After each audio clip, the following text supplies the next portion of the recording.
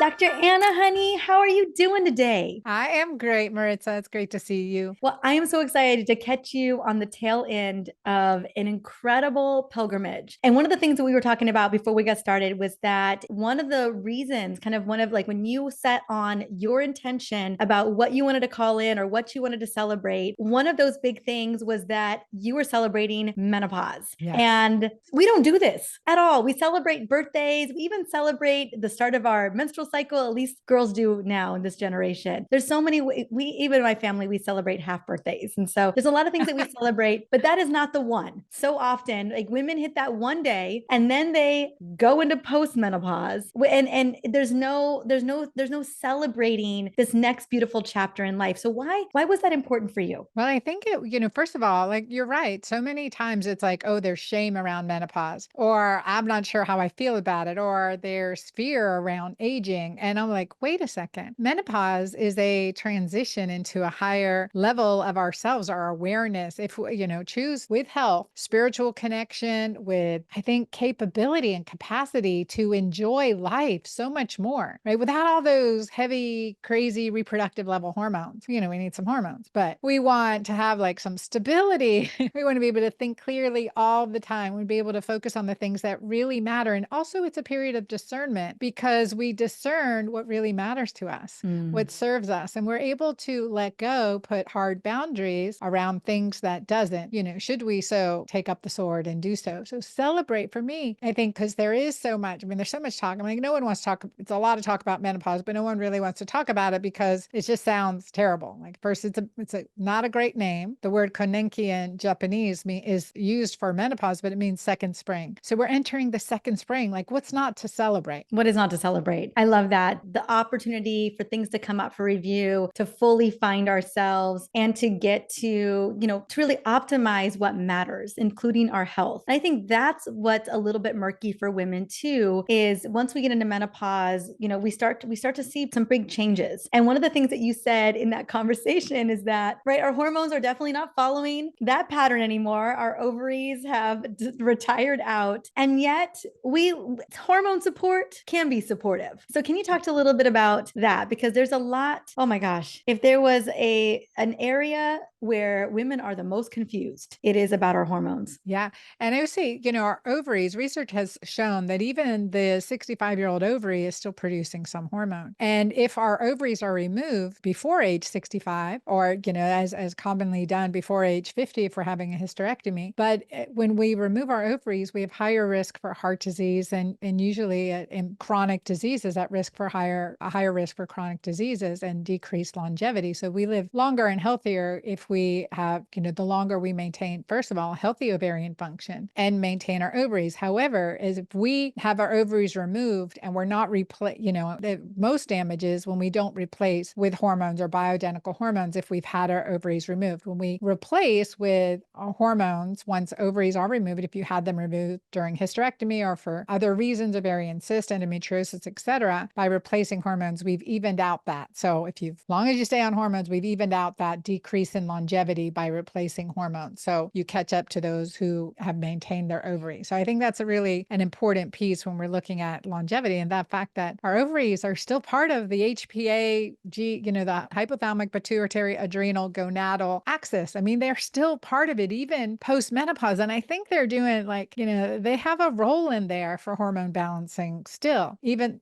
after. And so with, the question always comes, to or not to use hormones. And we have to understand the safety. And one of the things is if our body's not producing enough thyroid hormones, we replace it. If, body's not producing enough insulin, we replace it. So when it comes to the, hormones for longevity, our reproductive hormones are in there. So we support our natural production and replenish what we need to, and in a safe way using bioidentical hormones, not synthetic hormones. Agreed 100%. And I want to point out, we're talking about a nephrectomy where we're removing those ovaries, but and obviously if those get removed earlier than, maybe natural menopause, that we really do need to supplement up and bring some support in. But what's fascinating to me is I see women who have a hysterectomy, maybe late 40s, early 50s, and yes, an estradiol patch is offered.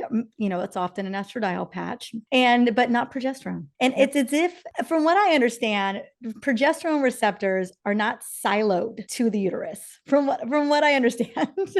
No, no, no. I know we have progesterone receptors in our brain, Big in our time. bones, in our breast. I mean, our body's production of progesterone helps with cognition, helps with anxiety, helps with sleep. I mean, so progesterone has so many. It is a mother hormone. From cholesterol, we make progesterone and pregnenolone. These are two mother hormones that are really important. And between age 35 and 55, we lose about 60% of progesterone compared to 35% of estrogen. So we have that decline. So it's important to realize that. So age 35 to 65, that is. So over 65% of progesterone. And so it's important to understand there's this huge shift, this huge change in physiology happening during this time. And with it, we see the anxiety, the difficulty sleeping. Well, progesterone increases tryptophan, which is needed to make serotonin, which is needed to make melatonin. So the low serotonin, anxiety, low melatonin, waking up at 3 or 4 a.m., difficulty getting to sleep, not feeling rested when you wake up. So you have these, this is so important. And it's always, and when I'm replacing hormones, it's one of the first hormones that I replace before estrogen, with or without a uterus. And it's critical. And again, bioidentical makes a difference. I agree. I will say that anytime I'm talking to women, even fellow colleagues of ours, when I ask them about kind of what was the first sign of perimenopause, and in the research, in the literature, the first sign, quote unquote, of perimenopause is an irregular menstrual cycle. And I'm like, that was not the case for me. And so when I've asked women, and including myself, of my little N of one, it's always brain changes, it's anxiousness, it's irritability, it's sleep issues, it's brain fog, it's a lack of word recall. And I'm like, that's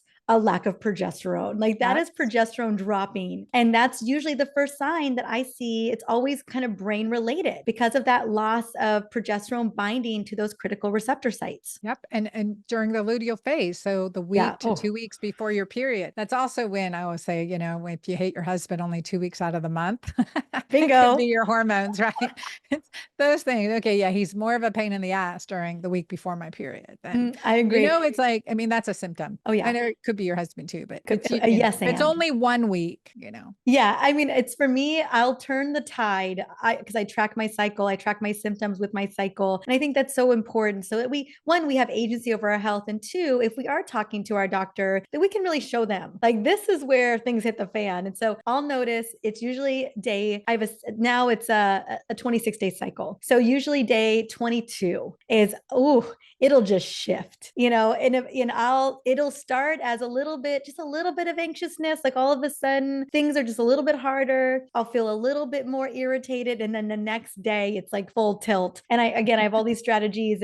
And what I realized in the journey over this last year was that I wasn't supplementing with enough progesterone. Like I was still dealing with these symptoms in my late luteal phase. And I was like, oh, I'm going to need a little bit more progesterone to kind of soothe this out because it's intense. You had to get to learn this yourself, right? You had Yes. to learn this yourself. We're not taught, in our doctors aren't teaching us. It's not common conversations among girlfriends. It's not a mother-daughter conversation that's been had by most of us. My daughter's on the exception for sure. But we have to, I feel so, really passionate about educating women to be empowered in their body, to understand the changes and really what we can do about it, which is, in our lifestyle, nutrition, movement, but really the lifestyle factors that can make a difference in our lives. And I think it's the most empowering thing when I see women understand what's happening to their hormones, their language around it, and how to make changes. Like, you're like, okay, I know this day is coming. I'm preparing in advance. I've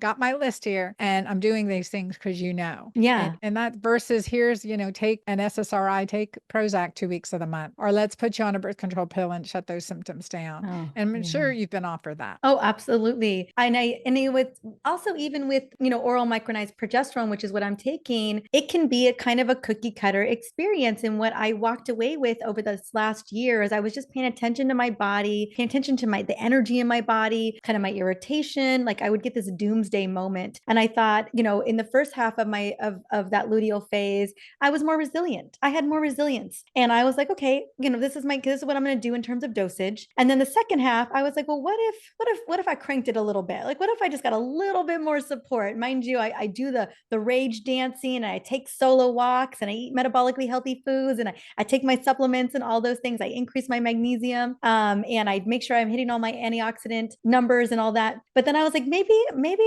this girl could use a little bit more progesterone in those last 5 days. And that made a big difference. And so my dosage in the first part of my luteal phase is a little bit different than the dosage in my second part. And that has been the thing that's kind of working for me. And it's not, what I found is I don't follow the cookie cutter recommendations. And I think that that's okay. Yeah, no, I think it's really powerful. Something I teach my client over time too is sometimes you need more, sometimes you need less. Like maybe in the winter you need a little more, in the summer you need a little bit less. I mean, we want to like be able to fine tune our, if we are supplementing with exogenous hormones, we want to fine tune that to our body, and just having that empowerment and education to be like, oh, this is definitely, I think I need more progesterone. I mean, that's powerful, Mariza, what you've done. No, thank you. And I mean, I think in particular with perimenopause, where we still have some of this, like you talked about, into our 50s, our ovaries are still cranking a little bit. And, our adrenals, they're doing the best they can. Doing the best I can.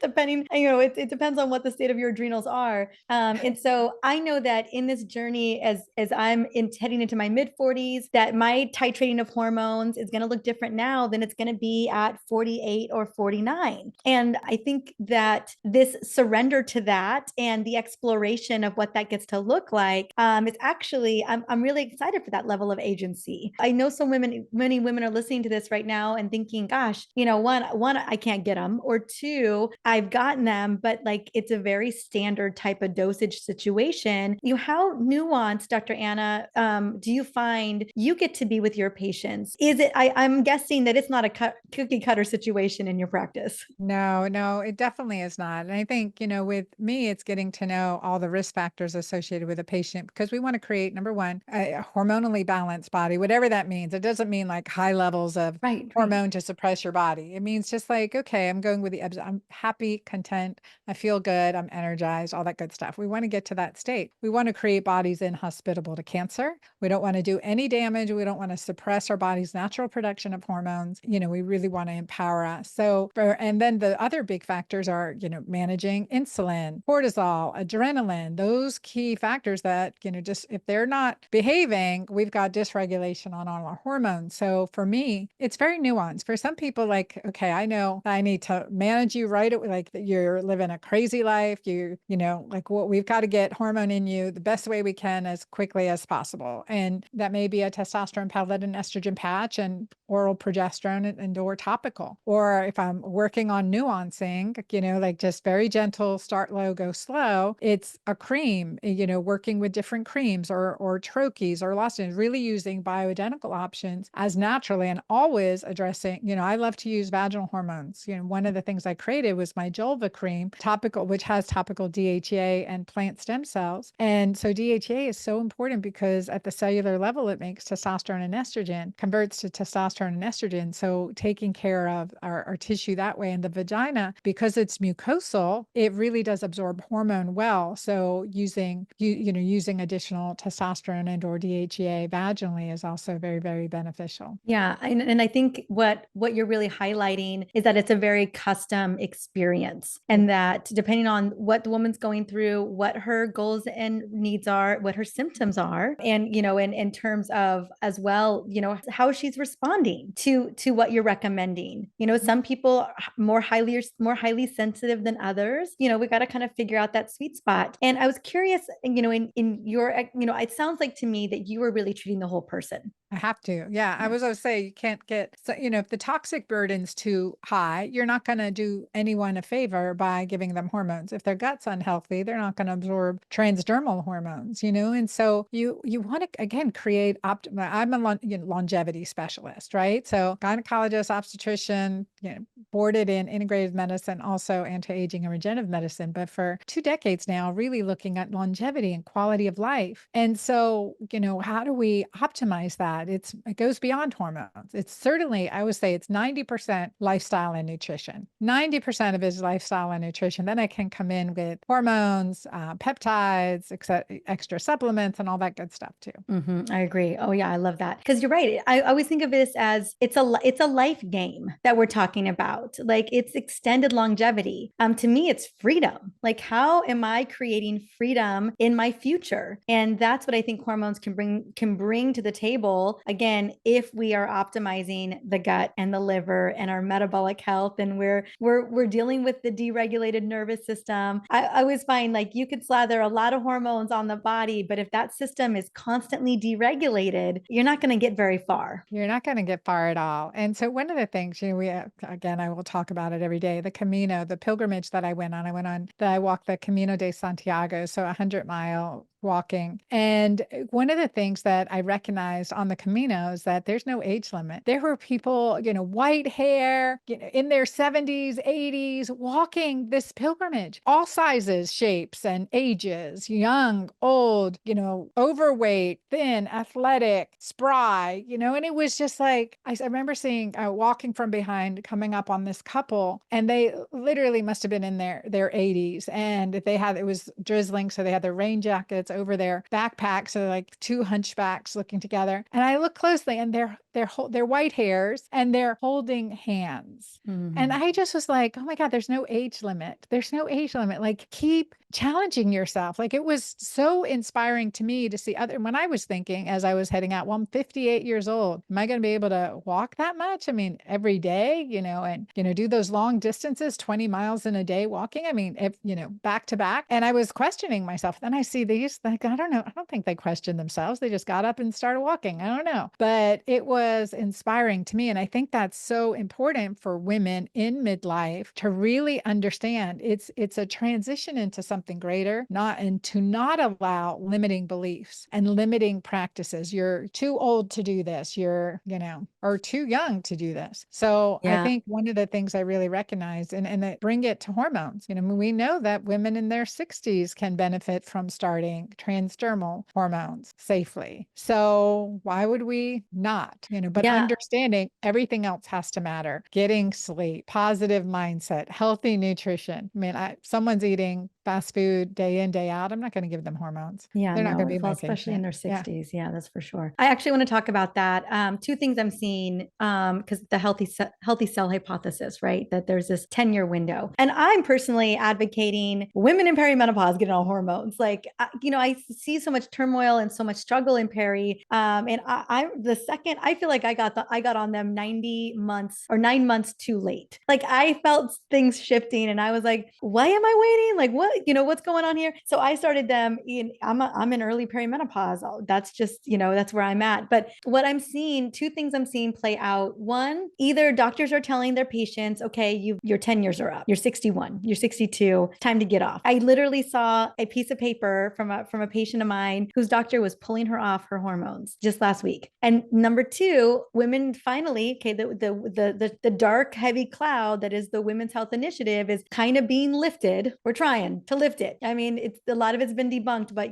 there it is what it is. It's still there. Still there. And there's women who are now seeing these conversations, are seeing things on Instagram, who again, a decade ago when they hit menopause, no go. Like it just wasn't being talked about. It was still not the thing to do. And so now they are at 61, 62, and they're going to their insurance-based OBGYN or their primary doctor, and they are out of the window. And so this is a lot of what I'm seeing constantly speak into what does it look like if we haven't really bound to those receptor sites, a lot for that 10 years. Let's say we went through menopause at 51, 52 on average, and now here we are at 61, and we are really beginning to notice some things shifting and changing. Yeah. No, I mean, I learned this from my patients, right? I didn't learn this in med school. I learned it from my patients and my own life. So in 1999, when I was in practice in Southeast Georgia, a 63-year-old woman came to me and said, Dr. Anna, I had a diagnosis of ductal carcinoma in situ of the breast, was treated at your alma mater at Emory, and they said, you can't have hormones. So I'm 63. It hurts to have sex. I'm a woman of the 60s. I love my husband. I love having sex. I'd rather die than live this way. Help me. That's what she said to me. And she was 5'10", 153 pounds, white, white hair, salt and pepper hair, big black horn rimmed glasses, a CEO of a biotech firm. And frankly, she intimidated me. I was like, damn, I better find out. I'm sure I can figure this out. So I go to my doctor's bag. Well, what do I know? I didn't know anything. So I went as a researcher before I went to med school. So I just started digging in the research. What about testosterone and hormones? What about DHEA and breast cancer? What about testosterone and breast cancer? What about estrogen vaginally and breast cancer? And that time in 1999, there was research saying, vaginal estrogens in a 12-year study was not associated with an increased risk of breast cancer or recurrent breast cancer. Number one. Number two, androgens by mechanism of action. And I studied physiology and I researched in physiology, respiratory and exercise physiology for the U.S. Navy divers, hyperbaric medicine before med school. So I was aware of this. I want you to know, what's the mechanism of action? How does testosterone work? What's the reaction to breast cells? What breast ducts? How will that respond to testosterone? And so the research was, favorable. I mean, it wasn't like there was no concern. And my patient was like, I will sign consent that I'm aware of the risks. I just I can't live this way any longer. And so that's how I started using DHEA and testosterone early on and compounding it, because doses for women just weren't available. We had Estrotest, which was oral estrogen and testosterone, methyl testosterone, oral estrogen and methyl testosterone, which, pretty much universally created chin hairs and weight gain. And it's just not a good form for women and not bioidentical. So Estrotest wasn't even a consideration for me and my patient. So I just started working with a compounding pharmacist and understanding, okay, let me customize her hormones this way. And I tell you, again, I have followed up with her in 10 years after initiating therapy. At 73, I had done a bone density scan. Her bones were the same as they were 10 years ago, which technically she should have been losing bone. So that was one thing. Secondly, she was still sharp and on her game. And then I saw her at 83. Well, I saw her at 83 and she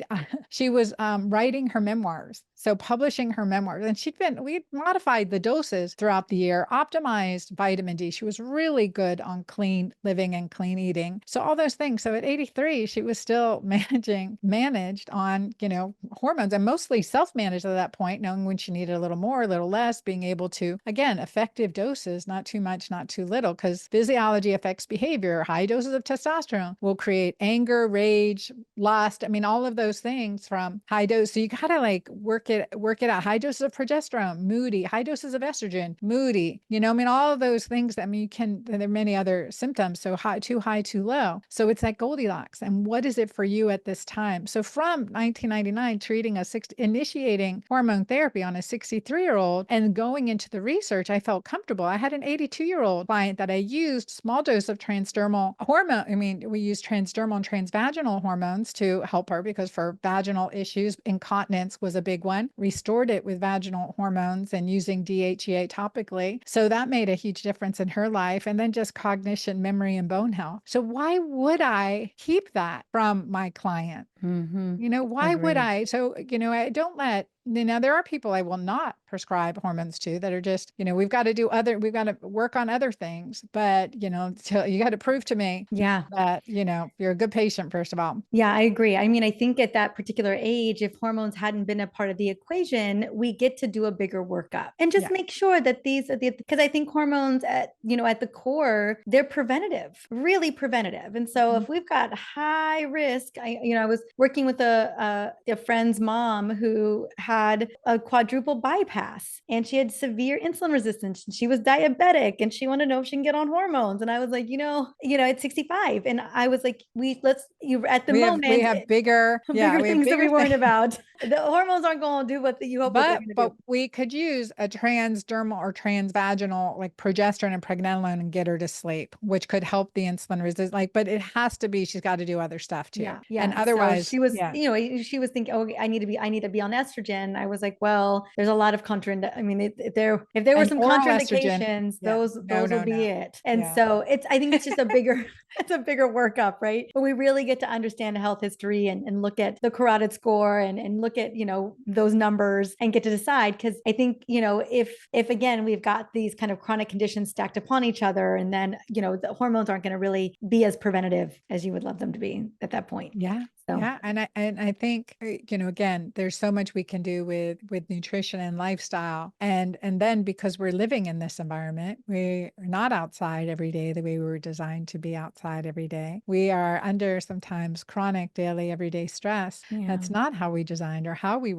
lived for thousands of years. It was intermittent stress, but not Yeah. chronic daily everyday stress. So our body has to adjust. And right now, in the environment we're living, the toxic burden from, chemicals, blue lights, I mean, estrogen, endocrine disruptors, I mean, thousands, hundreds of thousands of chemicals since 1950 has been introduced into our system that are not native to us, that cause hormone disruption. So understanding what to do less of, how to clean that up in your system is as powerful as using hormones. So the combination becomes very, very necessary. Yeah. When I think about that particular patient, she wanted to reduce inflammation. That's Mhm. really what it was. And I was like, we can focus on that. And that really needs to be a non-negotiable. Mhm. But hormones aren't necessarily in this particular moment going to be the thing I'm going to double down on, reducing your inflammation. Yes. And so, yeah, I mean, again, it's the goals of the patient. But then also, I think about your patient in 1999 and how today there's a black box warning on vaginal estradiol, and how it just, it's so women are trying because of the genital urinary issues. They've had a breast cancer diagnosis and they have tried treatments the whole nine, and they're just fighting to try to get vaginal estradiol. And it's crazy. And to think that it was probably a go in 2000 in 1999. And now, women are really fighting for it in 2024. Yeah, yeah. And I think, on the topic, because I am a gynecologist, and vaginal hormones are important because the thing that is the straw that breaks the camel's back for caregivers is like when a elder has incontinence, because, if they've had any issues, decreased mobility and incontinence, it really is often too much of a burden. And it's one of the reasons that caregivers put their loved one into a nursing home. And so we think about that. It's so really, there's so much we can do preventing with topical and vaginal hormones. So this is where DHEA around the urethra can be such a big benefit. And vaginal health prolapse, I had someone in my office, early, 60s, who'd had 5 prolapse surgeries and wasn't on any vaginal hormone or topical hormone. And it's like, well, we're just waiting for the next surgery. I mean, at this point, It's just because awful. the loss of collagen, we're doing nothing to support the connective tissue, and estrogen doesn't help that. It works on the mucosa, but DHEA and testosterone do. And so like that is that's my preferred method of administration to help support vaginal, repair, decrease the risk of incontinence as well as prolapse. And I think it's really important to understand that aspect no matter what age, because, I have 4 daughters. I had to discipline them through their teenage years, and I don't want to give them any excuses to tuck me away in a nursing home. So I'm going to keep my continence. I'm going to keep good bladder function. That's it. I hear that. I hear that. And a big stat that I've learned over the years is that, obviously we think about menopause and treating menopause, it's hot flashes, it's vaginal dryness, vasomotor symptoms. But what a lot of people don't know is that obviously there's many, many other symptoms. Every system in the body is affected, but genital urinary issues is almost 100% guaranteed. Like I can't, I mean, maybe not dementia, maybe it's not going to be cancer, but your genital urinary system is going to be impacted by the lack of those hormones. And so the desperate need to have those, I think, is great. And I'm so grateful that you're talking about that because, yeah, I mean, my mom runs with a bunch of different women. She still runs half marathons and marathons. And there are so many women in her running group who have mapped every bathroom and porta potty on every route that they're going because they need to know where those bathrooms are. And I was like, there's better.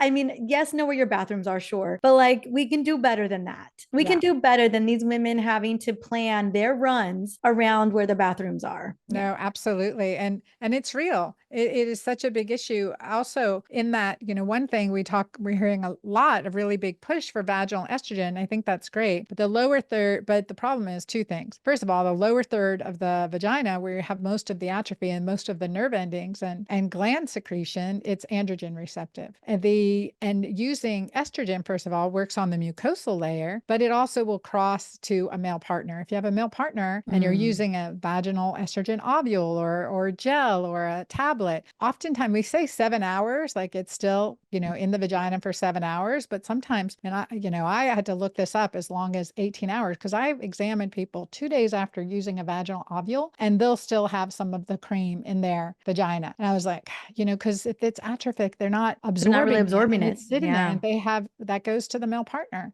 So Mm, look at those where DHA and testosterone are perfectly safe for a male partner. yeah. And it affects again, the more sensory aspects of the vagina and functional, where we want that muscle, we want it to maintain healthy sensation. And again, like I was like, clitoris to anus, don't forget about the clitoris, 8,000, 9,000 nerve endings, more than the tip of our finger, which only has 2,000. And of course, the urethra, because decrease in conditioning of the urethra, we're more susceptible for urinary tract infections, big problem in the elderly, and anal fissures and hemorrhoids. Like, you have to address the entire, because like you said, 100% of people will have problems if they're not using topical hormone management, and systemic just doesn't get where it needs to. No, I agree. And I'm so glad I was going to ask you where to apply. Yeah, so Yeah. that was the next question. And so you covered that. Thank you.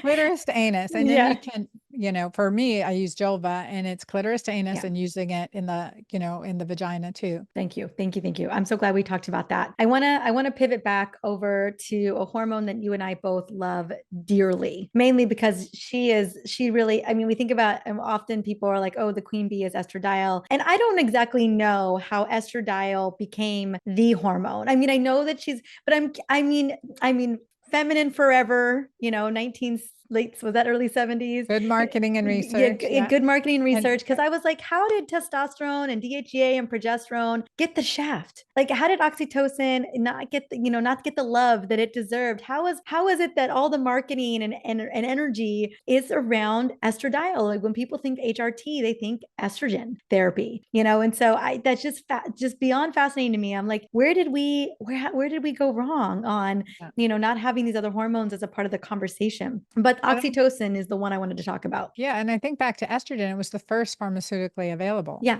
So, Yeah. In like the 50s, even yep, before birth control, yep. we had hormones to make sure you could still have sex. There you go. There you go. Yeah. It's a very patriarchal move, I think it was, or Mhm. misogynistic move. I mean, I feel like that's got to be, every time I look at the research of hormone replacement therapy all the way back, and I think, what was the reason that estrogen was the thing? And I think it always goes back to intercourse, women being able to have intercourse later in life. And not that we don't deserve it, but I feel like it was very male centric. Yeah, no, I think you're absolutely right. I mean, I think that one of the initial researchers with good heart wanted his wife to feel better, right? She wanted her to feel better, wanted her to stay functionally intimate. But then really, it was a very patriarchal, like, oh, let's focus on this. This is that because women have more estrogen, this has got to be where we market. And then synthetic estrogen, well, Premarin, technically the natural. number one drug sold Yep. in America in the 1990s, probably late 80s as well. Yeah, Yeah. I just wanted to just touch base on that for a second. Yeah. Yeah.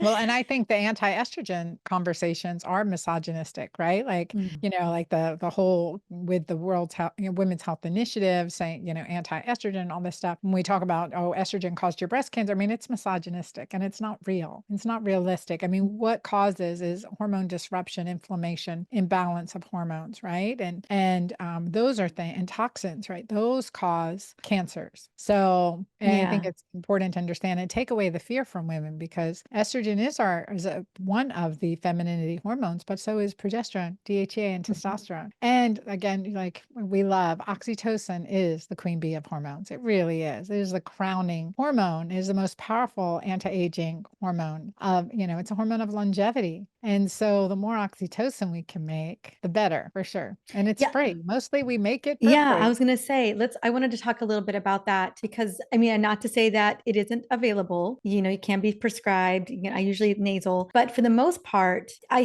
think of it as a hormone that we can really cultivate on our own Mhm. through deep connections and loving ourselves and, hugging grandbabies and babies. So yeah, talk to me about that. Is there, I mean, I just curious, about oxytocin. Obviously, we want to tap into lifestyle and cultivating it organically. But do you ever find yourself testing for it, or do you find yourself prescribing it too? Yeah. I mean, I occasionally prescribe it, but I always want to encourage all the things that we can do to Mhm. improve our own production of oxytocin. That makes a really big difference. And the way I test, I mean, I've gone through the gamut because I've been using oxytocin really for over 24 years now. And so, and if for whether it's for sexual health issues to increase orgasm, so that could be one use of it, but I found it much more effective in clients with chronic everyday stress and post-traumatic stress, burnout mode, because that's when you have that low cortisol. And we talked about this. We have this in your summit when that's released. We have a really good discussion on that in your summit. So it's talking about, how the yin and yang between cortisol and oxytocin. But oxytocin again is this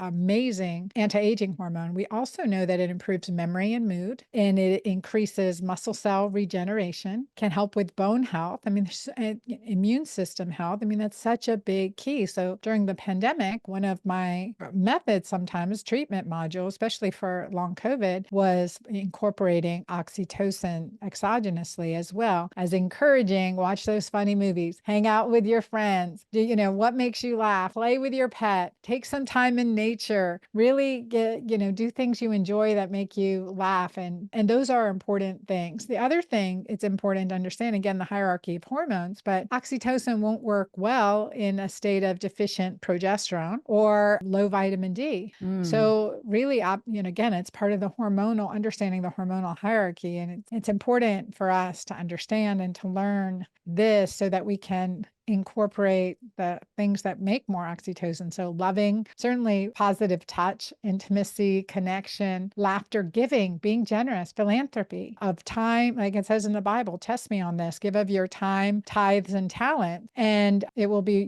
rewarded. I mean, it is that, I think that's the gift of oxytocin. And certainly, so positive touch, anything we can do to lower cortisol. So meditation, deep belly breath, those are excellent ways to increase oxytocin too. So Mm. many, for me, it's more getting out in nature. It's more spending time with my kids, my grandbaby for sure, our horses and our old dog. So cute. So she's Mm. my oxytocin on my walk, and, really connecting with people I care about. And I think that's an important discipline and practice, because when we're low oxytocin, we don't feel like doing any of those things. Yeah, agreed. Yeah, I love all the recommendations. And I think, when it comes to when I think about like I feel like health is as much of a job as in and not in a bad way, but in like it's the things we're doing every single day. And so Mhm. I feel like when it comes to, we're looking at the hierarchy of hormones, oxytocin is one of those things like, okay, what am I building in today to help boost that oxytocin level? Because one of the things we were talking about too is, if I don't know how many is serum cortisol, diurnal cortisols you've looked at over your time, but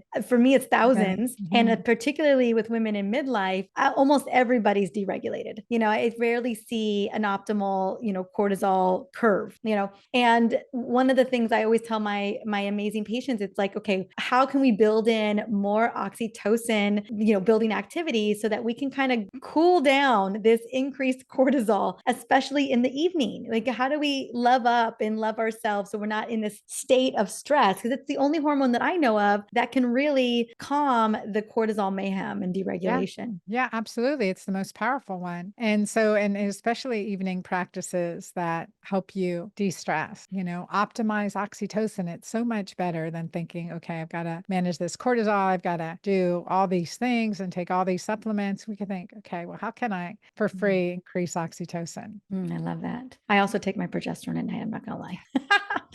Okay, I wanted, and I really do appreciate you sharing. Again, progesterone needs to be dialed. We need our vitamin D levels up. Like these hormones aren't operating in a silo. They No. are working together in, in conjunction. I was curious because one of the things I've noticed a lot, especially with women in midlife, is the struggle around creating connection and the struggle, like it feeling so isolating. I remember we were talking about this, that when we're in a state of deregulation, or maybe, major changes are happening, physiological, maybe even brain changes, that our world becomes so small. And so I would love for you to speak into that, about, how we can amplify creating a kind of a bigger world for ourselves so that we feel really supported. I think one of the most important things that we do is create the healthy boundaries for ourselves and getting in touch with ourselves. I shared with you that one of the biggest gifts I had on my pilgrimage was that I really got to know myself. I got to know who I am outside of being a mother, outside of being a partner, a friend, outside of being a physician, a scientist, a creator, an influencer, whatever. I got to know who I am, and I showed up for myself each day. Sore feet, felt like I couldn't make another step forward at the end of each day. And then I got up and I did it again. And I was like, go girl, like that's good. Like that's powerful. You had it in you all along. You just didn't know. And just being